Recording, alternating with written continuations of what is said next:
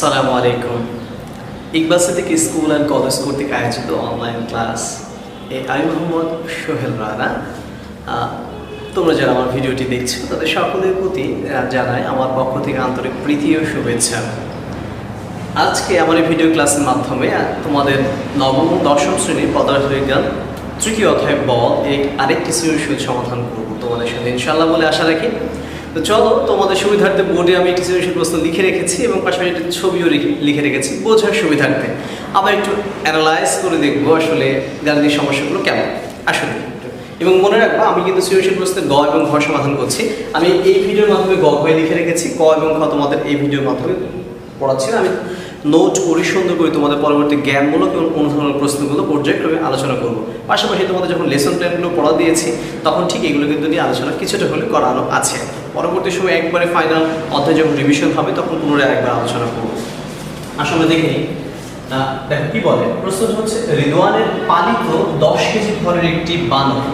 রিদওয়ান একটি কি করতো? বানর পালতো। তার ভর কত? 10 কেজি। বানর 20 মিটার উঁচু একটি নারকেল গাছে 10 সেকেন্ড উঠে, মানে দেখো নারকেল গাছের যে নারকেল হাইট কত?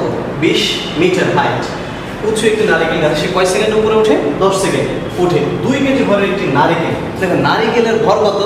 2 কেজি। ছিঁড়ে ফেলে দিল নারকেলটা। সে কি করলো? ছিঁড়ে ফেলে দিল। রিদওয়ান দাবি করে তার বানরের ক্ষমতা 200 ওয়াট। রিদওয়ান কি দাবি করলো?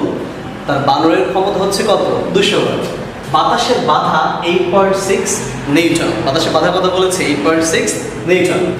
এখন দেখো ক নম্বর প্রশ্ন কি বলে, উদ্দীপকের নারকেলের ত্বরণ নির্ণয় করো। এই যে নারকেলটা বানর ছুড়ে, দেখো আমি ছবির প্রথমে লিখেছি, এটা গাছ দিয়েছি, নারকেল গাছ কাছাকাছি কিছুটা আর কি।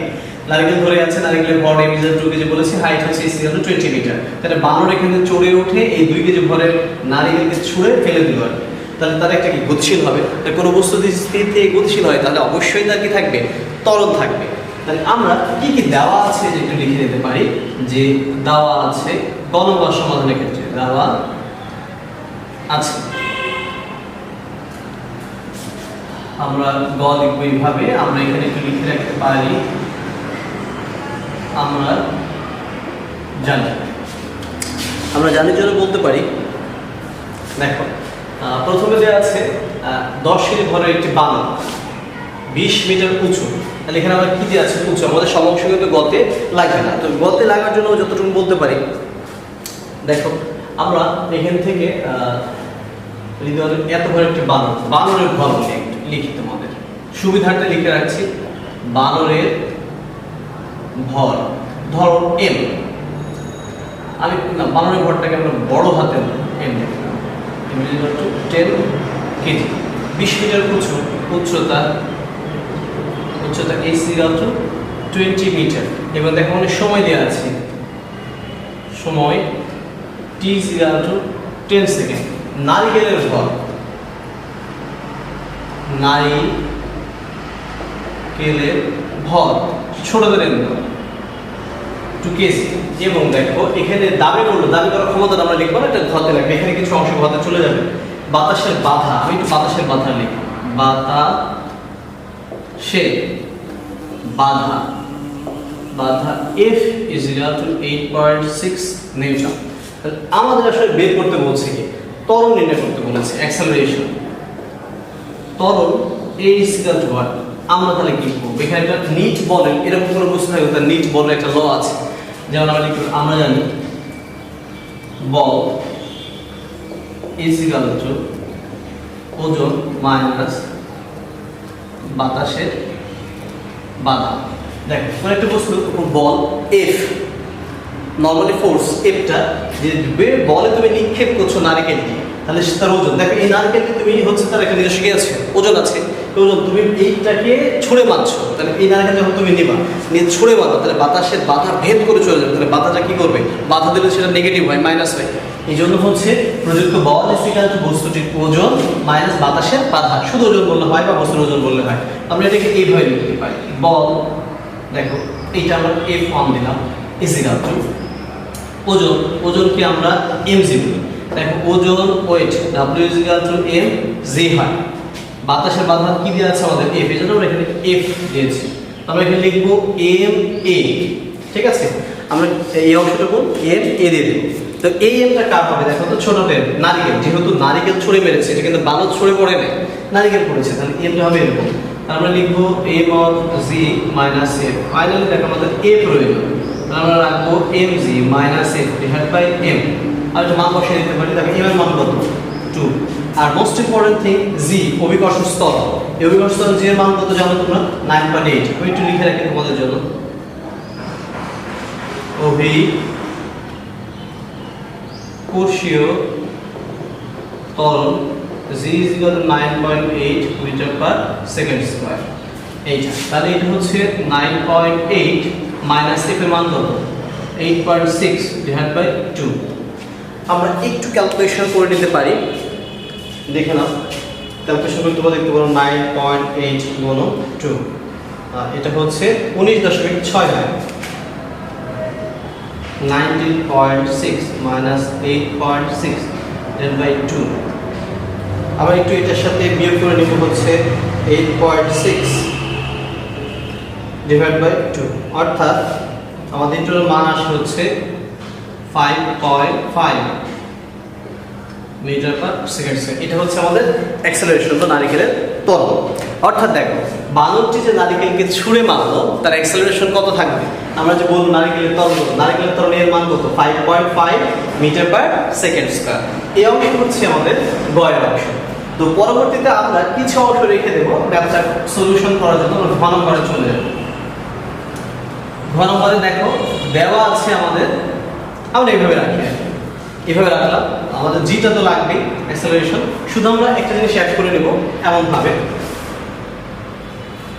উদ্দীপকে রিদওয়ানের দাবি সঠিক কিনা একটা বিশ্লেষণ করো। দেখো রিদওয়ানের দাবি সঠিক কিনা, রিদওয়ান কি বলেছিল আমরা আরেকবার প্রশ্নটা পড়ে।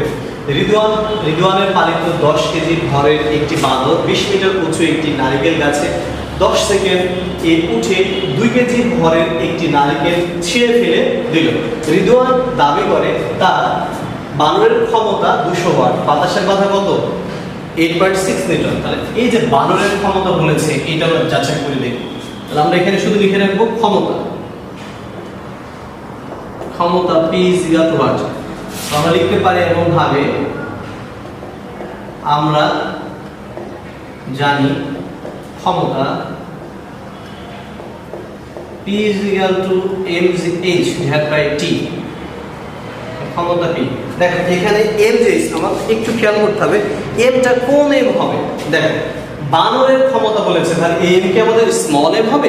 কখনোই নয়, কারণ আমাদের বানরের ভর কি ধরা আছে আমাদের m, ক্যাপিটাল M। তাহলে তোমরা সুন্দর করে এটা লিখে রাখবা হচ্ছে ক্যাপিটাল M। আচ্ছা আমি একটু পরিষ্কার করে লিখি, এটা লিখতে পারি mgh by t। আমরা মানটা বসিয়ে দেব। দেখো m এর মান কত 10, g এর মান হচ্ছে 9.8 ইনটু হাইট, h এর মান হচ্ছে 20, সময় t এর মান হচ্ছে 10। তো তুমি চাইলে একটা ম্যাথটা ছোট করে ফেলতে পারো, কিভাবে দেখো 10 কেটে গেল, 9.8 এর 20 গুণ করো, তাহলে আমাদের হয়ে যাচ্ছে ক্যালকুলেশন ক্ষমতাটা কত, অর্থাৎ 9.8 মাল্টিপ্লাই 20 আর 196। খেয়াল করো 196 ক্ষমতাটা হচ্ছে ওয়াট। আচ্ছা উদ্দীপকের ক্ষমতা খেয়াল করো, এই P হচ্ছে এইটা, তাহলে এরকম দেখো উদ্দীপক হতে বানরের ক্ষমতা ধরে নাও P1 ইজের কত 200 ওয়াট। দেখো রিদওয়ান কি বলেছিল, রিদওয়ান বলেছিল তার বানরের ক্ষমতা 200 ওয়াট। তাহলে তুমি গাণিতিকভাবে কি দেখলা, গাণিতিকভাবে ক্ষমতা পেয়েছো 196 ওয়াট, তাহলে কি 200 ওয়াট হয়েছে?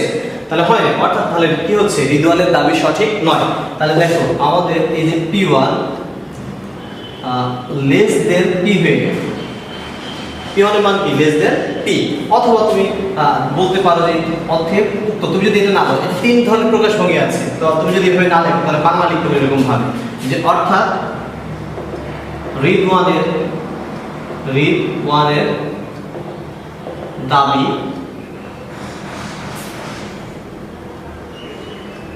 দাবি সঠিক নয়। এই তো শেষ হয়ে গেল সিচুয়েশন প্রশ্ন। তো আজকে এই ভিডিও ক্লাসে এই পর্যন্ত থাকবে তোমাদের। আশা করি কিছুটা হলে রিয়ালাইজ করতে পেরেছো বা একটু অনুমোদন করেছো। বাসায় বসে যদি একবার ম্যাথটি করো তাহলে ইনশাল্লাহ হয়ে যাবে। একটি ম্যাথ সলভ করলে আর পাশাপাশি 2-1টি ম্যাথ তোমরা পেরে যাবা। তো তোমাদের আগামীতে নতুন কোনো একটি সৃজনশীল প্রশ্ন বা গাণিতিক সমস্যা নিয়ে তোমাদের সাথে হাজির হব। তোমরা সবাই ভালো থাকবা, সুস্থ থাকবা, আল্লাহ তোমাদের ভালো রাখো, সুস্থ রাখো। এই বলে আজকে এখানে শেষ করছি। আল্লাহ হাফেজ।